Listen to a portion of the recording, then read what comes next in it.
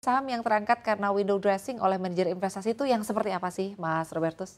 Ya, kalau secara umum window dressing itu ketika para manajer investasi kemudian ingin mendapatkan kinerja yang optimal memanfaatkan sisa akhir tahun.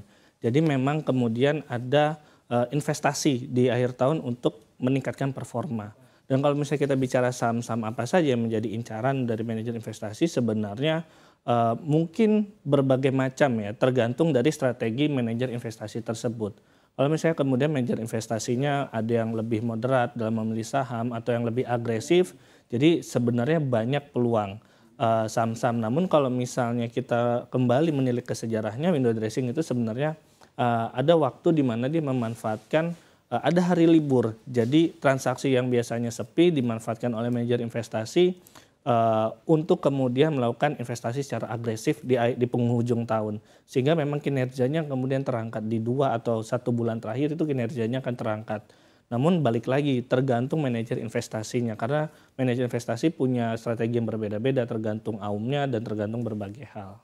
Nah, mengenai potensi window dressing begitu Ya. ya atau peluang window dressing juga ini pasti dikaitkan dengan sahamnya begitu ya. Suatu saham ini bisa terangkat sampai dengan berapa persen sih ketika window dressing ini benar-benar terjadi, Mas Robertus? Kalau berapa persennya bermacam-macam ya. Kalau misalnya kita lihat kan saham itu ada lapisnya, ada tier 1 blue chip yang big caps misalnya, Ya. kemudian ada second liner, third liner. Saya rasa kalau misalnya kita bicara first liner atau big caps mungkin bisa di angka 5% atau mungkin lebih. Namun kalau misalnya kita bicara saham-saham yang berada di third liner bisa jadi bisa 15%, 10% atau bahkan lebih dari 20% atau bahkan lebih dari 30%. Karena memang terbalik lagi tergantung dari market caps-nya juga, semakin kecil mungkin akan semakin lincah geraknya, semakin ringan untuk kemudian harganya terangkat. Beda dengan saham-saham big caps yang mungkin butuh modal lebih banyak untuk kemudian terangkat harganya. Dan kini kita lihat ya, ini Ya, untuk IHSG di 15 tahun terakhir. Ini menarik jika kita memperhatikan ini di akhir tahun begitu ya, di ya. Desember begitu. Kita lihat nih mayoritas hijau begitu. Nah, apakah ini juga karena memang kita mengikuti begitu saran-saran dari manajer investasi atau sebetulnya apa sih yang menyebabkan ini hijau loh ramai-ramai semuanya nih? Ya, kalau misalnya kita kaitkan dengan window dressing ya kita bisa katakan ini memang window dressing. Karena kalau misalnya dilihat dengan bulan-bulan yang lainnya, hanya di bulan Desember saja yang mayoritas dari tahun 2009 itu selepas krisis itu hijau terus. Beberapa memang kalau misalnya ada kaitannya dengan pertumbuhan ekonomi, kemudian ada kaitannya dengan bagaimana para perusahaan ini kemudian pulih dari krisis tahun 2009 Atau dan pengumuman kinerja perusahaan juga ya? iya, kinerja perusahaan juga dan optimisme dari investor. Jadi memang di bulan Desember secara historis memang kemudian naik dalam kurun waktu 15 tahun terakhir. Tapi kalau berbicara mengenai apa yang disampaikan oleh manajer investasi ya, kita tuh sebetulnya perlu nggak sih mengikuti kereta manajer investasi ya, artinya untuk berinvestasi dalam hal ini? Iya, ada yang bilang kalau misalnya kita mau investasi itu ya kita ikutin big fish-nya aja. Jadi big fish-nya dia belinya apa, kita bisa ikutin. Namun balik lagi kita sebagai investor juga harus mandiri. Selain misalnya kita melihat manajer investasi beli saham apa yang itu menjadi referensi, kita harus analisa ulang. Cocok gak nih dari segi resikonya deh. Kalau misalnya manajer investasi kemudian membeli saham-saham yang misalnya seperti BCA atau BRI atau Unilever misalnya dan kita ingin cuan yang cepat. Nah, itu kan kadang kurang match ya. Yang satu gerbongnya itu gerbong besar, gerbong yang luxury, saham-saham big cap, sedangkan kita mau yang cepat ya mainnya third liner atau bahkan second liner yang cuannya lebih cepat. Nah, itu yang perlu di-match-kan juga tuh ekspektasi return-nya dan juga memang portfolio dari manajer investasi. Baik, jadi artinya perlu di-match-kan dengan ekspektasi, Iya, tapi tentunya juga dengan profil risiko ya betul. dari investor begitu. Iya. Seperti apa harapannya dan juga keinginannya. Di slide selanjutnya kita akan membahas nih mengenai sektor yang cukup potensial atau atraktif begitu ya di jelang window dressing di kuartal keempat tahun 2023. Mungkin boleh dijelaskan nih kalau biasanya begitu ya dari tahun ke tahun perbankan big caps lah yang selalu Ya. moncer begitu ya di akhir-akhir tahun. Nah, kalau untuk di tahun 2023 ini menurut terawangan dari Mas Robertus nih, apa yang akan moncer begitu atau yang akan cukup potensial? Saya rasa mungkin masih di perbankan dan juga sektor-sektor big cap, namun yang perlu diperhatikan juga sektor komoditas nih karena trennya mulai naik terutama fosil energi, batu bara dan juga minyak.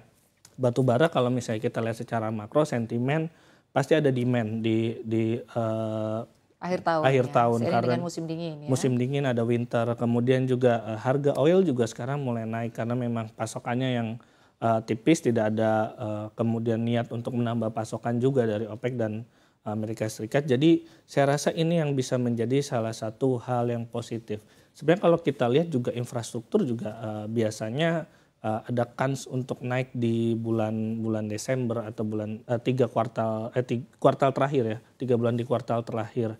Namun kita melihat mungkin kalau tahun ini masih perbankan big cap sih. Baik, tapi sebetulnya ya berbicara mengenai window dressing, untuk artinya sektor-sektor yang cukup potensial, apakah dari tahun ke tahun atau secara historis khususnya di Indonesia hanya sektor perbankan saja dan juga sektor komoditas seiring dengan adanya peningkatan permintaan ya terhadap saham-saham di artinya sektor komoditas begitu, batu bara lah misalnya harganya juga meningkat. Atau sebetulnya window dressing ini juga bisa terjadi di seluruh industri. Nah, kalau Mas Robertus sendiri melihat sebetulnya selama ini seperti apa? Apakah sebetulnya seluruh industri ini punya peluang dan juga potensi yang sama jika dikaitkan dengan peluang window dressing?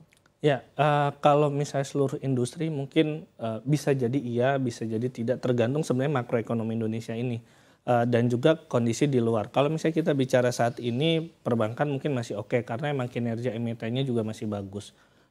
Kemudian komoditas fosil energi masih oke juga, namun di sama-sama komoditas logam mulia juga tampaknya atau mineral ini tampaknya mulai turun atau sideways. Nah ini kalau di akhir tahun biasanya mungkin juga tahun ini tidak terlalu potensial, walaupun bisa jadi ada permintaan emas, namun dengan kondisi yang The Fed masih akan hawkish, ini kan menjadi salah satu katalis negatif bagi emas, bagi logam mulia. Ini juga sektor ini mungkin akan lebih drop ya dibandingkan fosil energi, perbankan, infrastruktur mungkin juga bisa dilihat dan juga retail. Biasanya retail ini ada 2 season yang bisa mendongkrak pendapatannya, yang pengaruhnya itu lebih dari 30% dari pendapatannya itu lebaran dan juga akhir tahun. Ini juga bisa dilihat terutama mungkin saat ini retail dengan target market menengah ke atas, menengah dan menengah ke atas.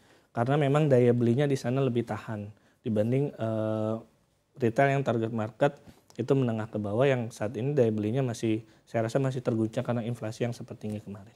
Baik, jadi artinya kalau dilihat sektor yang cukup potensial terkena window dressing ini juga kembali lagi ya dilihat sentimen secara eksternal maupun internal, sentimen global seperti apa. Kalau kita lihat juga tahun lalu kan permintaan untuk batu bara meningkat begitu ya seiring dengan konflik geopolitik antara Rusia dan Ukraina. Sementara secara historis memang saham-saham atau sektor perbankan, sektor finansial ini memang yang mostly gitu ya selalu terkena dari window dressing. Baik, sekarang kita akan beralih ke pertanyaan yang ada di sosial media Instagram @CNBC Indonesia. Mas Robertus, kita lihat pertanyaan untuk yang pertama. Ada @dwinintawidyasti ya mungkin ini ya. Apakah ISG mampu breakout ke highest level baru pada window dressing di akhir tahun ini? Lalu pertanyaan yang selanjutnya ada @primastutidewi. Apakah momentum window dressing terjadi saat borong reksadana saham juga atau sebetulnya cara pilih-pilihnya ini gimana sih gitu ya. Lalu yang selanjutnya ada @dia yang biasanya window dressing paling signifikan di Desember. Jadi mending siapkan amunisi sampai Desember nggak sih? Nah ini juga mungkin yang selalu jadi pertanyaan ya. Ini ancang-ancang atau siap-siap nih menjelang akhir tahun atau window dressing ini mungkin langkah-langkah apa saja, pilih-pilihnya seperti apa agar mungkin bahasa sederhananya tidak terjebak ya dari investasi di era window dressing atau di musim window dressing. Ya kalau window dressing terutama bulan Desember ya biasanya ISG itu lebih volatil di akhir sesi perdagangan. Biasanya ada dorongan-dorongan yang ajaib tiba-tiba ISG bisa naik, bisa tiba-tiba hijau sendiri dari sepanjang sesi perdagangan merah terus tiba-tiba hijau sendiri. Kalau misalnya dibilang akan breakout dari 7.000 atau dari level sekarang bisa jadi iya, karena kalau misalnya melihat 2017 misalnya tiba-tiba dalam beberapa hari ISG bisa breakout dan breakout terus kan di bulan Desember. Itu bisa menjadi kans. Namun kita balik lagi ke sentimennya. Saat ini ekonomi global kembali ke awal tahun di mana sangat tidak stabil. Kalau kita lihat di kuartal 3 misalnya, itu sentimen global mulai stabil. The Fed mulai ada harapan akan stop. Kemudian harga minyak stabil nggak naik. Kemudian harga batu bara juga nggak tinggi. Artinya ekonomi kita secara global mulai stabil. Namun masuk ke kuartal 3 nih mulai ada gonjang-ganjing lagi. Jadi saya rasa volatilitas masih sangat tinggi. Kalau misalnya ada kans untuk breakout dari 7.000, saya rasa ada kansnya, melihat memang kinerja emiten kita masih cukup baik, dan juga ada pembagian dividen interim yang biasanya ada di akhir tahun. Ini juga bisa menjadi salah satu katalis positif juga. Kemudian kalau misalnya mau borong reksadana ya boleh aja. Cara gitu. pilih-pilihnya tapi gimana nih? Ya, kalau pilih-pilih kita bisa lihat nih di portfolio reksadana manajer investasi. Kita bisa amati tuh biasanya ada 10 saham yang dimiliki dengan portfolio terbesar persenannya. Kita bisa lihat nih agresivitasnya, kemudian apakah kurang lebih ya seperti ini, dan kita lihat bagaimana alokasinya, bagaimana sahamnya nih, portfolio ini taruh di mana aja, pilih mana aja. Dan kita bisa lihat historicalnya. Misalnya salah satunya ini ya, salah satu reksadana dia year to date-nya 9%, ketika ISG mungkin hanya 1,5%. Kan bisa menjadi salah satu acuan bahwa oke, manajer investasi ini punya strategi cukup jitu untuk tahun ini. Bisa kemudian kita investasikan di sana. Jadi artinya memang penting juga untuk melihat secara keseluruhan begitu ya, potensi dan juga peluangnya ini lebih baik yang seperti apa begitu ya, dilihat dari kinerjanya. Lalu juga mungkin dilihat dari profitabilitas yang diharapkan seperti apa ya. Lalu pertanyaan selanjutnya tadi ya, bahwa window dressing ini kan paling signifikan di bulan Desember nih, kita siapkan amunisi sampai dengan Desember atau seperti apa sih sebetulnya? Ya, ini terkait dengan portfolio manajemen ya. Jadi memang nggak ada salahnya kalau kita siapin amunisi sampai Desember. Tapi jangan salah, kalau misalnya Desember itu bisa jadi kenaikannya cukup cepat. Bisa jadi kita ketinggalan kereta. Lebih baik kita mulai siap-siap deh dari sekarang. Kita masukin aja dulu bisa dikatakan cicil untuk saham-saham yang mungkin kita yakin dan kita sudah analisis dan kita yakin saham itu akan naik dalam jangka menengah. Nah, kita mulai cicil di sana, mungkin tidak langsung 100% dari dana alokasi. Pelan-pelan aja, tapi harus dilihat juga valuasinya yang paling penting. Kalau di saat ini kan, kalau ISG sudah berada di atas 6.900, mostly mungkin saham-saham valuasinya juga sudah mulai cukup tinggi. Itu juga yang harus dipertimbangkan.